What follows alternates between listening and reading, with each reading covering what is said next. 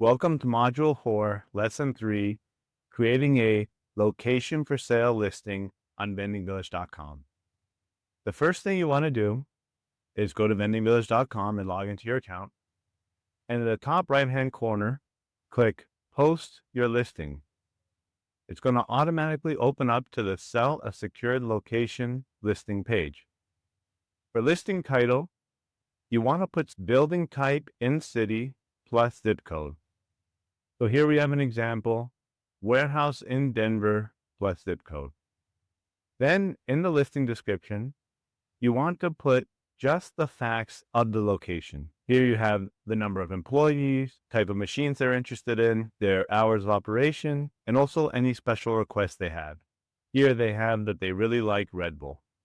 Don't put in anything like high profit location and all these type of buzzwords. Only put the specifics about the location. Then you want to select building type. Here I'll do commercial warehouse.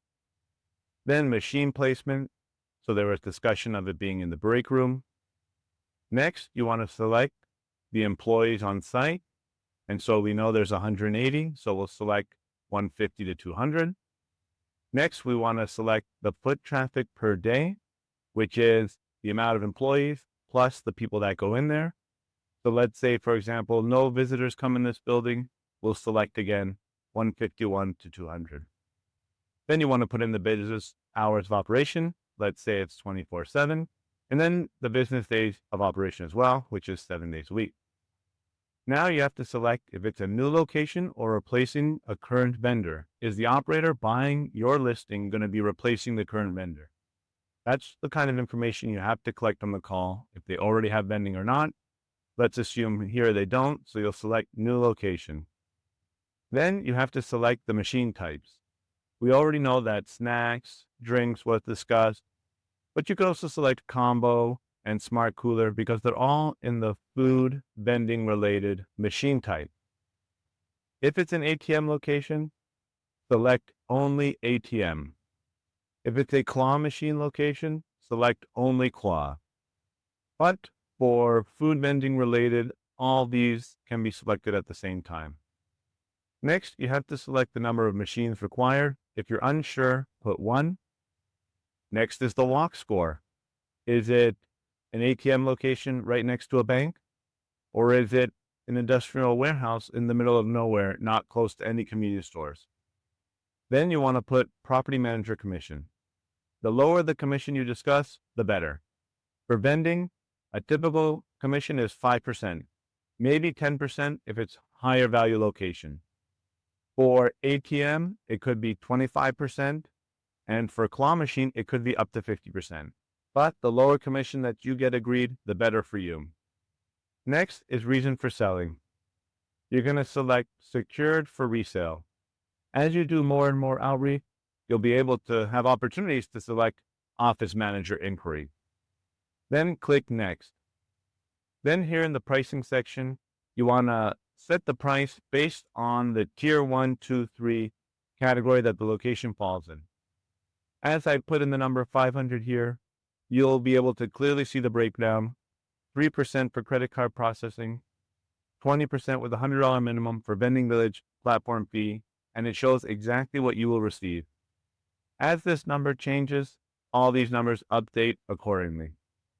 Next, you want to put in the exact address of the location.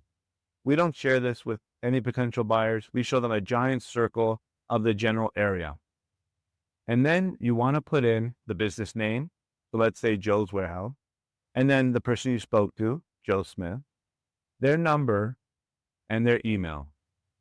And next here, you have to select whether it's a cold lead and requires PM approval, or if it's a warm lead and it can be skipped.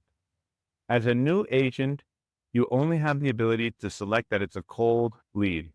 Once you become a trusted seller, which means you've successfully sold a location on vendingvillage.com and the buyer has finalized the order, you'll have the ability to skip the PM approval when warranted. It's always recommended to get PM approval on a cold lead because this helps secure and solidify the deal. Next, you want to select an image for your listing. So click the Generate Image button, review to make sure the information here is correct.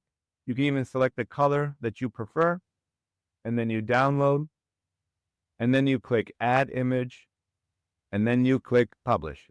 Next, it's going to pop up to invite the property manager to approve. And I'll show you what that looks like if you click this. So here you'll see that the property manager will receive an email, and it will invite them to click a link to the PM portal.